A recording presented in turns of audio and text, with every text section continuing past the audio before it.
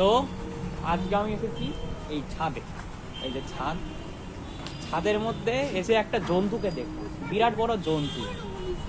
আমি বললাম যে কি হলো ব্যাপারটা, ঠিক আছে।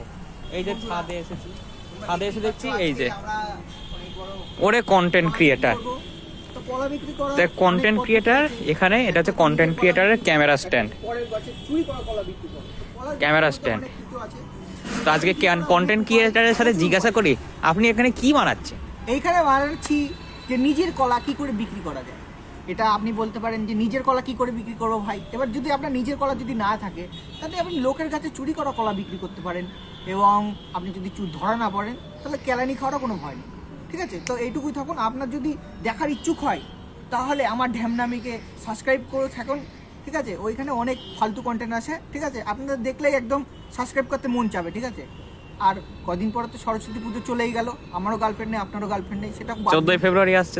14 ফেব্রুয়ারি আমাদের জন্য কোনো হয় না, ওটা সিঙ্গেলদের মৃত্যু দিবস। ওই দিন বাদ ওইসব টপিক চেঞ্জ করে অন্য কোনো কথা বললে বলুন। তো আপনার ক্যামেরা স্ট্যান্ডের দাম কত? ক্যামেরা স্ট্যান্ড, বিশাল ক্যামেরা স্ট্যান্ড, DJI ফেল। ক্যামেরা স্ট্যান্ডের দাম হচ্ছে গিয়ে একটা কাপড় একটা ছায়া। তো এখানে আপনারা দেখতে পাচ্ছেন সব অশিক্ষিত বেরোজগারি দেশে এত বেড়ে গেছে যে হচ্ছে শেষমেশ সারাদিনে এই যে এখানে হচ্ছে এই কন্টেন্ট বানানোর জন্য এই ঝাঁট এর মধ্যে একটা ক্যামেরা স্ট্যান্ড বানিয়ে বিক্রি করছে, ঠিক আছে।